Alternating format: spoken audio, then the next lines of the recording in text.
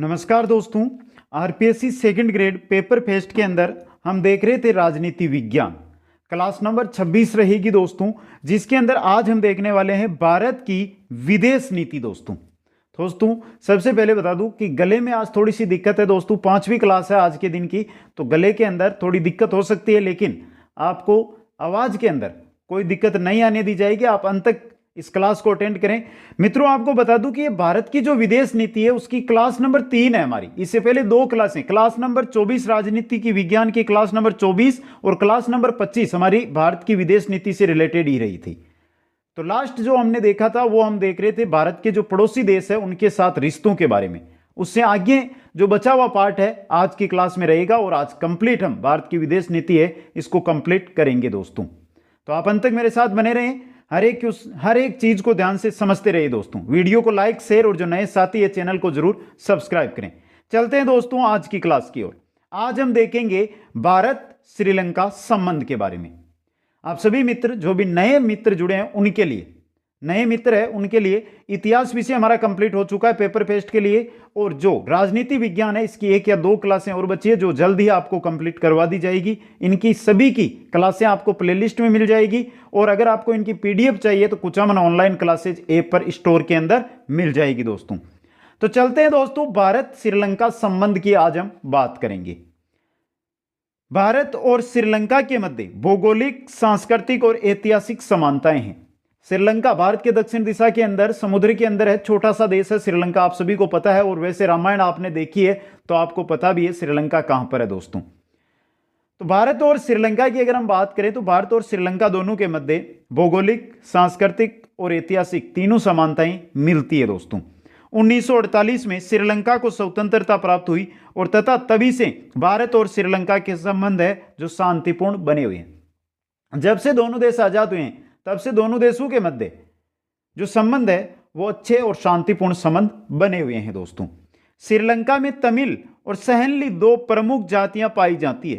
तमिल और सहेली 2 प्रमुख जातियां हैं श्रीलंका के अंदर। तमिल जो हमारे दक्षिणी भारत के अंदर तमिल है, इसी समुदाय का है दोस्तों। इनमें से तमिलों के लिए भारतीय सभ्यता और संस्कृति अधिक समीपता रखती है, क्योंकि इसी संस्कृति के तमिल है जो श्रीलंका के अंदर है दोस्तों। आगे देखिए, 1954 में भारत और श्रीलंका के मध्य शरणार्थी समस्या उभरी। कब? 1954 के अंदर भारत और श्रीलंका के मध्य शरणार्थी जो समस्या है वो उभरी।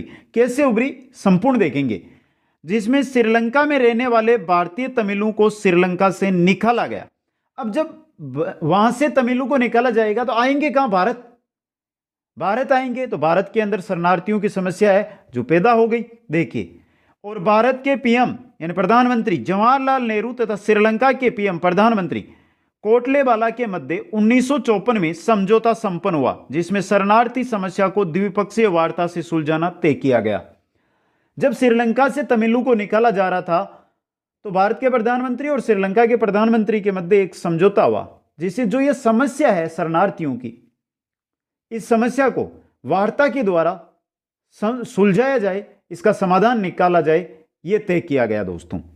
1956 में श्रीलंका की राजभाषा सिन्हली घोषित की गई।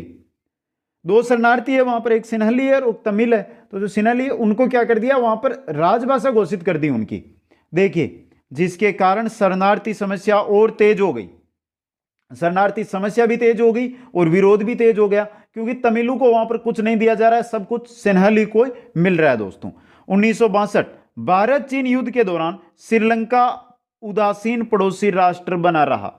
जब भारत चीन युद्ध हुआ था 1962 में, तब श्रीलंका ने ना तो चीन का साथ ना भारत का साथ, बिल्कुल उदासीन की तरह रहा। इसलिए भारत के संबंध कुछ समय के लिए प्रतिकूल हो गए, और ऐसी स्थिति है कि भारत का पड़ोसी देश और भारत का साथ ना दे तो प्रतिकूल होना है ही है दोस्तों। आगे देखिए मित्रों, 1970 के दशक में बंगाल की खाड़ी में कच्चा तीबू नामक एक टापू उभरा।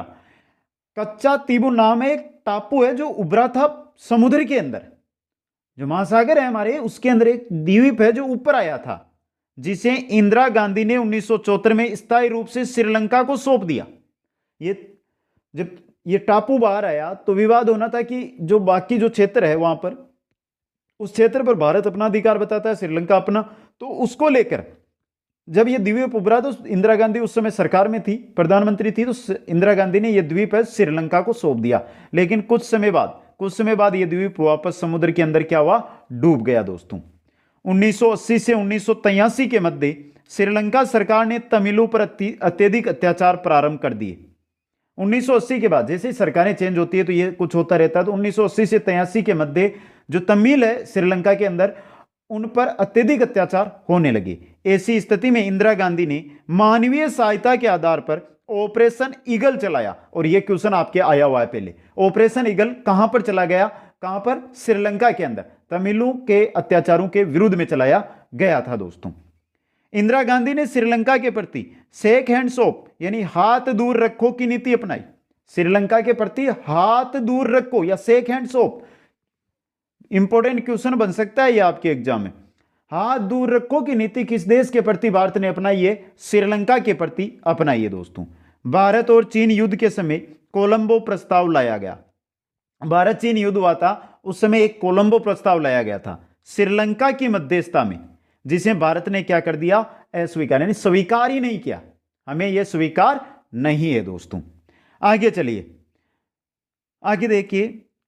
29 जुलाई 1987 प्रधानमंत्री राजीव गांधी और श्रीलंका के राष्ट्रपति जयवर्धने के मध्य कोलंबो समझौता संपन्न हुआ।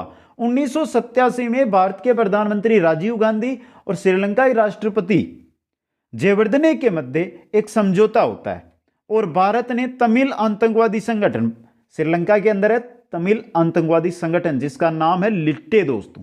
ये इंपॉर्टेंट क्वेश्चन बन सकता है आपके, याद रखना।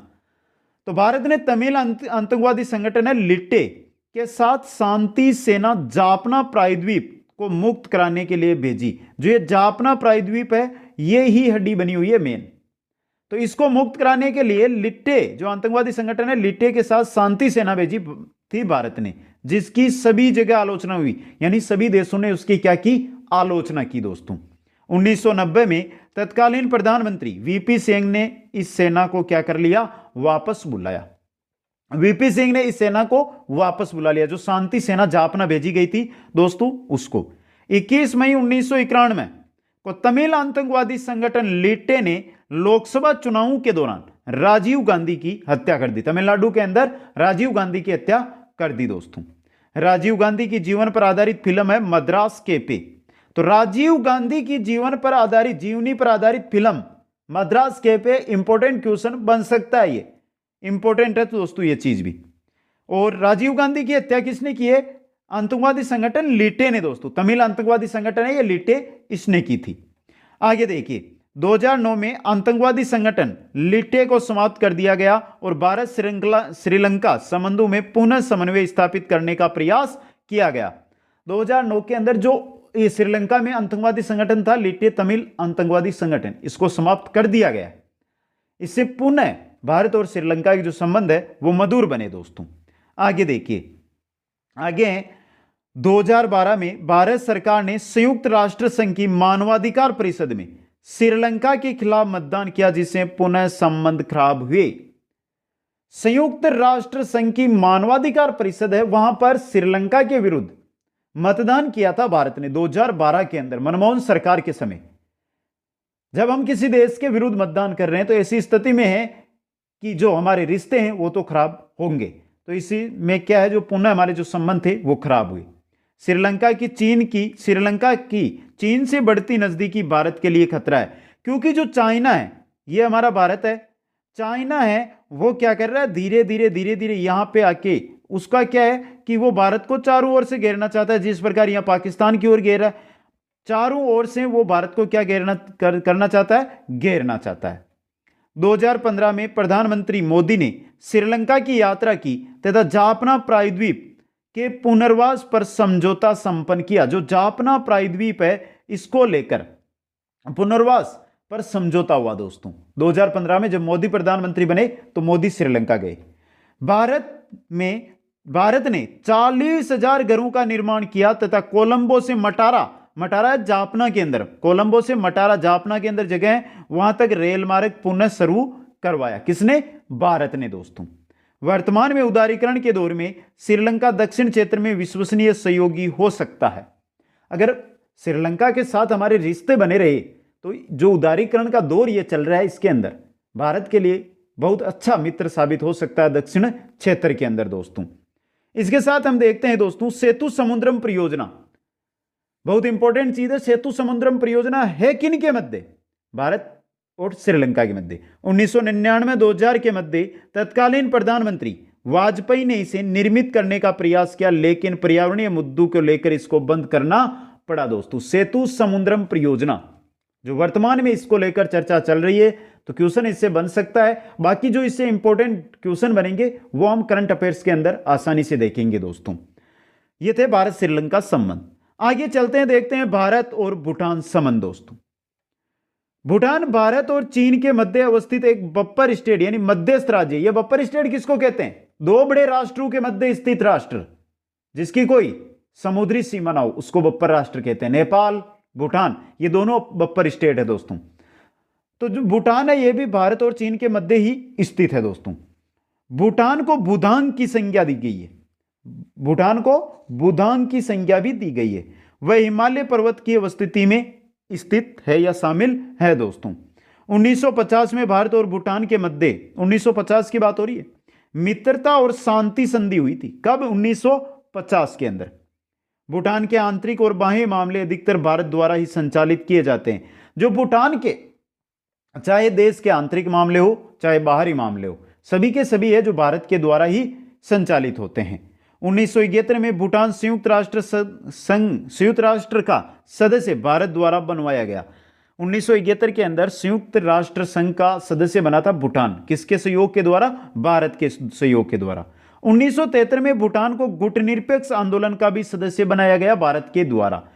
तो भूटान संयुक्त राष्ट्र संघ का सदस्य बना 1971 में भारत के द्वारा। 1973 में यह गुटनिरपेक्ष आंदोलन का भी सदस्य बन गया दोस्तों। आगे चलिए मित्रों, आगे भारत सरकार ने समय समय पर या निम्न क्षेत्रों में सहयोग प्रदान किया है। भारत सरकार ने समय समय पर जो भूटान है उसके निम्न क्षेत्रों में सहयोग प्रदान किया, जैसे पन विद्युत परियोजना में ताला प्रोजेक्ट और डुक्सम सीमेंट परियोजना, इनके अंदर भारत ने सहयोग किया। भारत के सहयोग से ही ये परियोजनाएं वहां पर चल रही है दोस्तों। भारत ने भूटान में अखिल भारतीय आयुर्विज्ञान संस्थान की स्थापना की थी 1966 में। अखिल भारतीय आयुर्विज्ञान संस्थान की स्थापना भूटान के अंदर भारत ने की थी 1967 में। इंपॉर्टेंट क्वेश्चन बन सकता है ये। मनमोहन सिंह ने 2010 में भूटान की यात्रा की और निम्न जल विद्युत परियोजनाओं का उद्घाटन किया। मांगदे चुट्टू परियोजना, पुनुत सांगू परियोजना, इनका उद्घाटन प्रधानमंत्री मनमोहन सिंह जब प्रधानमंत्री थे तो वहां पर भूटान यात्रा के दौरान किया था। 2014 में प्रधानमंत्री मोदी ने जून 2014 के अंतर्गत भूटान की यात्रा की, जो मोदी की प्रथम विदेश यात्रा, मोदी की प्रथम कार्यकाल की प्रथम, यानी मोदी प्रधानमंत्री बने और प्रथम विदेश यात्रा उनकी भूटान की ही थी दोस्तों। यहां इन्होंने खोलूगच्चू जल विद्युत परियोजना, 600 मेगावाट की परियोजना है ये खोलूगच्चू जल विद्युत परियोजना का उद्घाटन किसने किया था? प्रधानमंत्री मोदी ने। तो भूटान और भारत के मध्य जो रिश्ते हैं, जो संबंध है, वो हमने पढ़े। आगे बढ़ते हैं भारत और म्यांमार के मध्य, पड़ोसी देश है उनके बारे में हम बात कर रहे हैं। तो भारत और म्यांमार संबंध दोस्तों, भारत और म्यांमार के बीच में 1950 से सांस्कृतिक और ऐतिहासिक संबंध है। कब से? 1950 से भारत और म्यांमार के मध्य सांस्कृतिक और ऐतिहासिक संबंध 1950 से हैं।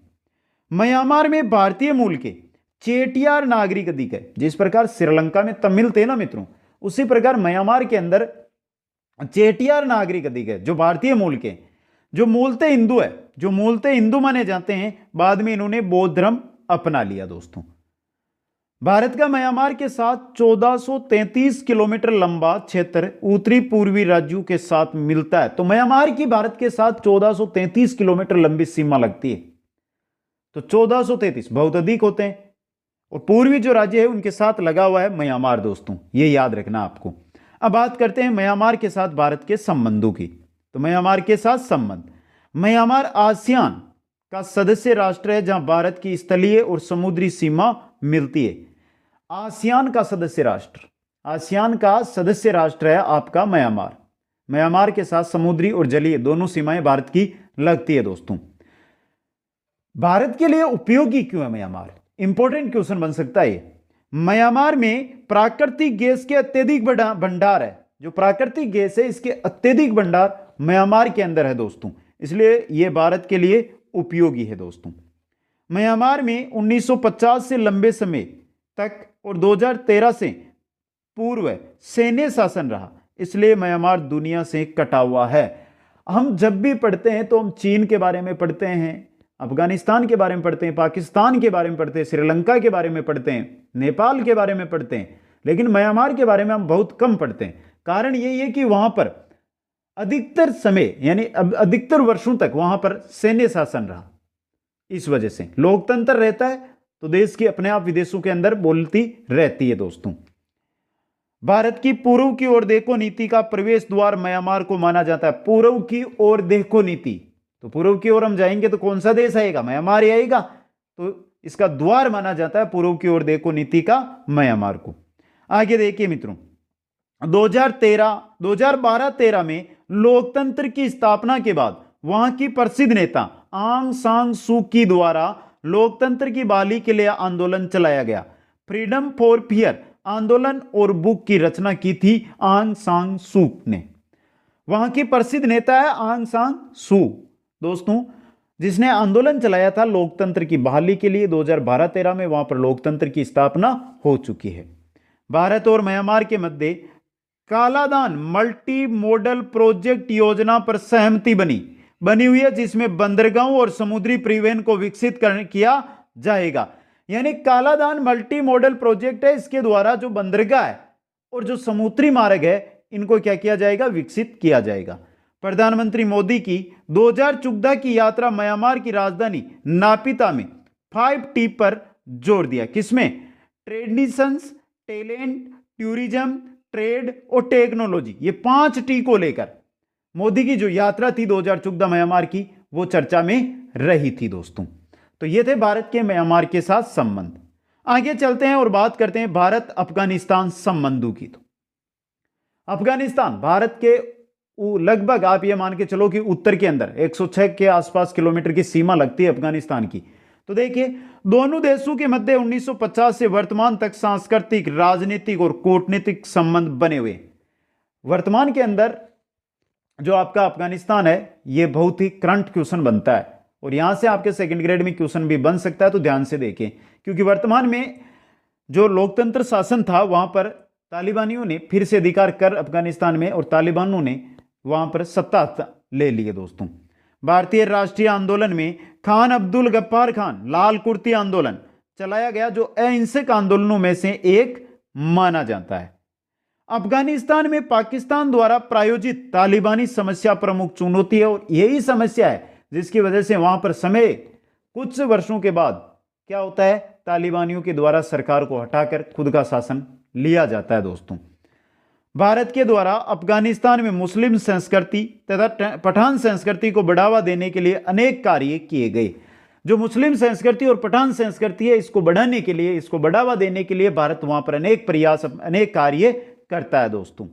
आगे देखिए, 1979 में पूर्व सोवियत संघ द्वारा अफगानिस्तान में घुसपैठ से अनेक चुनौतियों एवं समस्याएं खड़ी हुई तथा शीत युद्ध का पुनः उदय हुआ। 1979 की बात है, जब पूर्व सोवियत संघ है उसने क्या किया? अफगानिस्तान में घुसने की कोशिश की, घुसपैठ की। तो घुसपैठ होगी, चुनौतियां आएगी, समस्या आएगी तो युद्ध होना है, तो शीत युद्ध वहां पर शुरू हो गए। भारत ने इस घुसपैठ की दबी जबान से या दबे सवर से क्या की थी? निंदा की थी। यानी खुले जोर के साथ नहीं, बातों बातों के अंदर भारत ने भी निंदा की। 2011 में अफगान राष्ट्रपति हामिद करजई द्वारा भारत के साथ अच्छे संबंधों की नींव रखी गई। 2011 के अंदर जो अफगानिस्तान के राष्ट्रपति हामिद करजई, उन्होंने भारत के साथ अच्छे संबंधों की नींव रखी।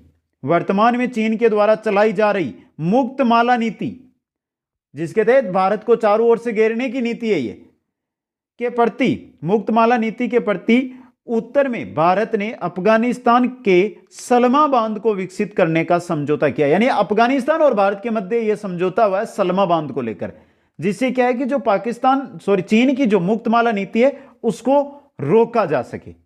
आगे देखिए मित्रों, भारत द्वारा अफगानिस्तान में आधारभूत संरचना के ढांचे को मजबूत करने में सहयोग प्रदान किया गया। जैसे अफगानिस्तान की संसद का निर्माण भारतीय सहयोग से किया गया 2015 के अंदर। जो अफगानिस्तान की संसद बनी है उसमें पूरा का पूरा भारतीय सहयोग है दोस्तों। भारत के द्वारा अफगानिस्तान के विकास हेतु हार्ट ऑफ एशिया सम्मेलन प्रारंभ किया गया है। अफगानिस्तान के सहयोग के लिए ही यह सम्मेलन प्रारंभ हुआ है, हार्ट ऑफ एशिया दोस्तों। इंपॉर्टेंट बन सकता है आपके लिए ये। नेक्स्ट की ओर चलते हैं। इस सम्मेलन की नींव 2011 में रखी गई तथा इसमें 14 देश शामिल है। तो हार्ट ऑफ एशिया जो सम्मेलन है इसमें 14 देश शामिल है दोस्तों। इस सम्मेलन का मुख्य उद्देश्य अफगानिस्तान के साथ भारतीय रिश्तों को क्या है, सुधारना है दोस्तों। निष्कर्ष ये कहा जा सकता है कि भारत और अफगानिस्तान के मध्य पाकिस्तान एवं भूमिका का निर्वहन करता है दोस्तों। और मित्रों यह चीज इंपॉर्टेंट है, 15 अगस्त 2021 को अफगानिस्तान लोकतंत्र पर तालिबान ने कब्जा कर लिया दोस्तों। तो भारत की जो विदेश नीति थी, विदेश नीति के बारे में हमने पहले पढ़ा, उसकी विशेषताएं देखी, फिर सभी जो राष्ट्र है उनके साथ कैसे संबंध है भारत के, इनके बारे में हमने अध्ययन किया। बाकी जो करंट का क्वेश्चन बनेगा देशों के साथ वो हम करंट अफेयर्स के क्लासों के अंदर चर्चा करेंगे उसके बारे में। एक बार कमेंट करके बता दें अगर आपने तीनों क्लासें अटेंड की है तो कैसी लगी क्लासें, और जिन साथियों ने नहीं की है तो क्लास 24, क्लास 25 और क्लास 26 ये तीनों क्लासें आप विदेश नीति से रिलेटेड है तो जरूर अटेंड करें। आप सभी को बहुत बहुत धन्यवाद। जय हिंद, जय भारत।